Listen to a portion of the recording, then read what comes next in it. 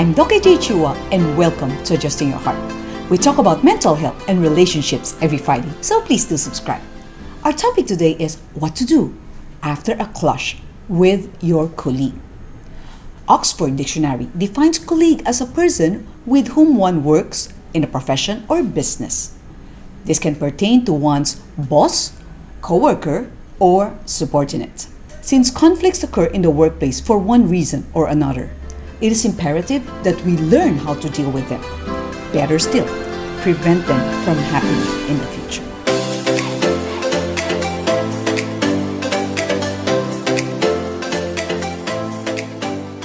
Tip number 1, don't do something impulsive.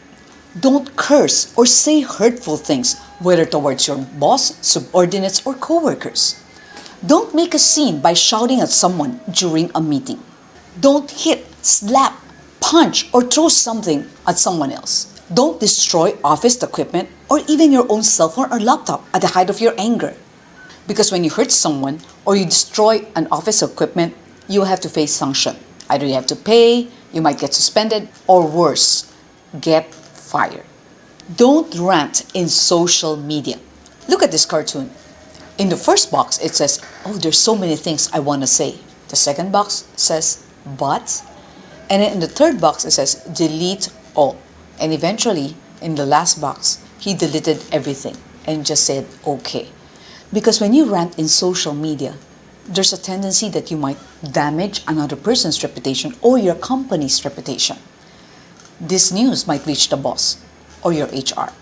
Did you know that HR personnel check the social media of applicants? If you want to rant, just rant to a trusted friend, okay? Don't resign immediately. It's hard to look for another job, especially a job that you would like and one that pays well. And remember, there's no perfect company. Every company just has a different set of problems. Office politics occur everywhere. There will always be someone who would get on your nerves. And if you didn't wait for the 30-day period, that's not going to reflect well on you. The new company that you're applying to might be afraid that you'll do the same to them once you had a conflict with somebody else. Your colleagues might give you a bad review during a background investigation. Don't ever threaten to sue your boss, a colleague, or the company. Try to settle things amicably and out of court. That way, you save time, effort, money, and stress. Instead of resorting to impulsive actions that might backfire, take a step back. Just like these matches, stepping away from a tense situation can prevent a fire from spreading. Pastor Andy Stanley said, think twice before answering a question that has the potential to burn a bridge or close a door. Learn to keep your cool using the turtle technique. First of all, you need to recognize your feelings. Knowing that you're already angry and you might do something wrong, you go to step number 2. Stop your body. Step number 3, tuck under your shell and take 3 deep breaths. Okay, you inhale deeply and exhale again. And step number 4, come out when you are calm and think of a solution.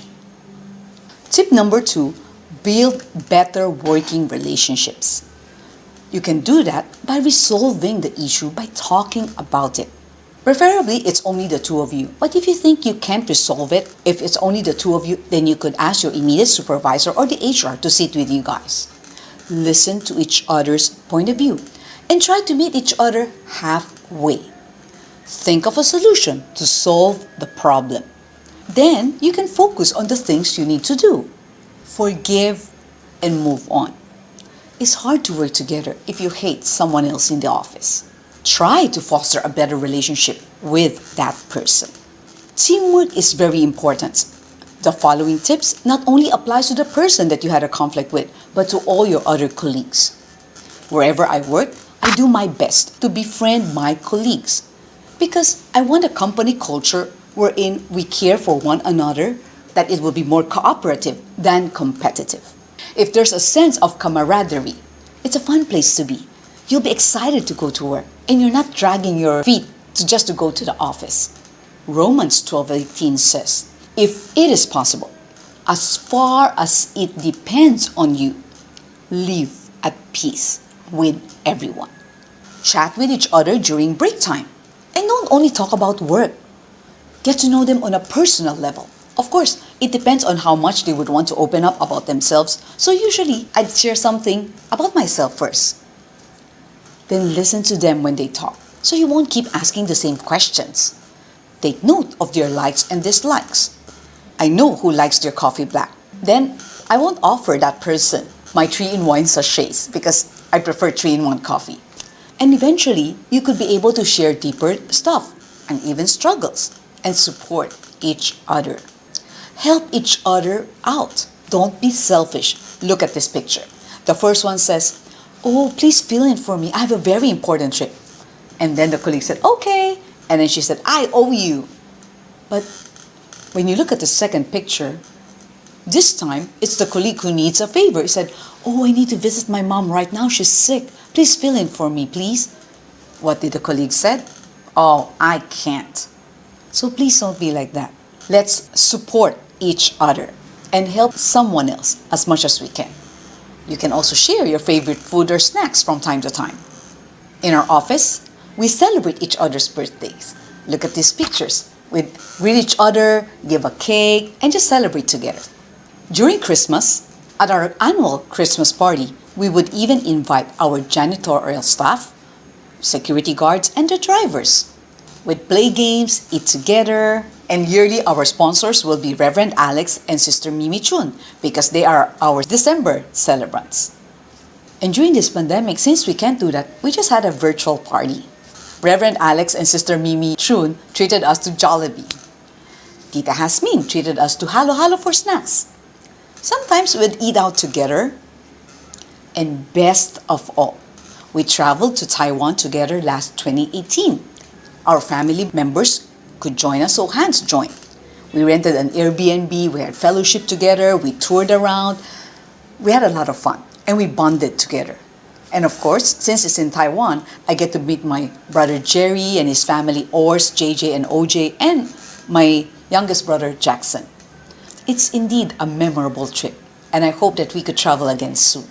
We could also show care when a colleague or a colleague's family member is sick. Pray for that person. Text, send food, visit, or even donate money. Let's also learn to praise the work of someone who did an excellent job. Just like this picture. It says, "Why should I praise people for doing what they have to do?" And that person just ignored the janitress. But another colleague said, "Wow, you're a real professional in your field." So let's encourage even our subordinates. Give credits to teammates, especially when there's a win. And use constructive criticism, just like this. When a colleague made a mistake, don't do this. He made a mistake. I will make sure he knows how bad it was. Instead, follow the second picture. He made a mistake. I'll explain what he did wrong and how to correct it the next time. Tip number 3, set healthy boundaries, especially if your colleague is abusive or is taking advantage of your kindness. Look at the Stillbird comics. "I did nothing today and I still got paid." Sad to say, there are office mates like that, lazy or irresponsible, and they will just keep dumping the workload on you. So if that's the case, be assertive, not aggressive. You can check out our previous video, how to be a more assertive you.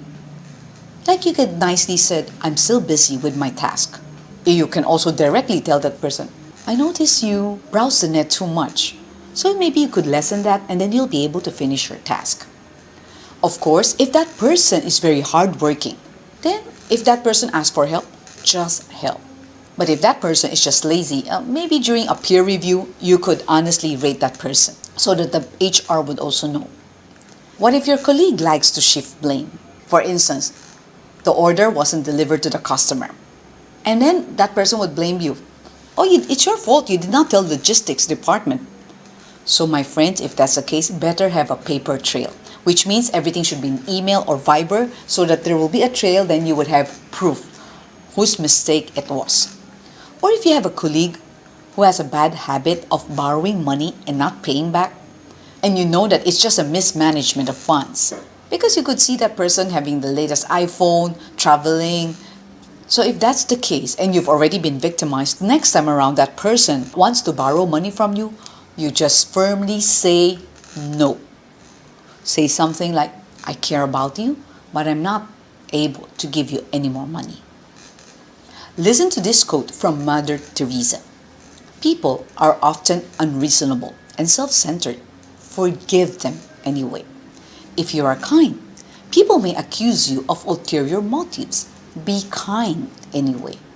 If you are honest, people may cheat you. Be honest anyway. If you find happiness, people may be jealous. Be happy anyway. The good you do today may be forgotten tomorrow. Do good anyway. Give the world the best you have, and it may never be enough. Give your best anyway. So what to do after a clash with your colleague? Tip number 1, don't do something impulsive. Number 2, build better working relationship. Number 3, set healthy boundaries.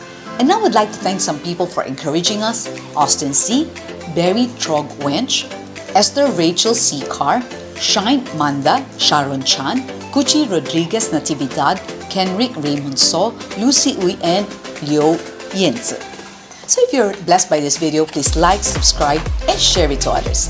And you can also leave a comment below, like what did you learn from this video? Or maybe there are other tips that I didn't mention on how to improve relationships with your colleagues. Or maybe you have other topics that you want me to talk about. So just leave a comment below. You could also follow Adjusting Your Heart in Facebook, IG, and TikTok, or Signal GCTV 185. Next week, our topic will be how to be a happy stay-at-home mom. Stay safe, everyone.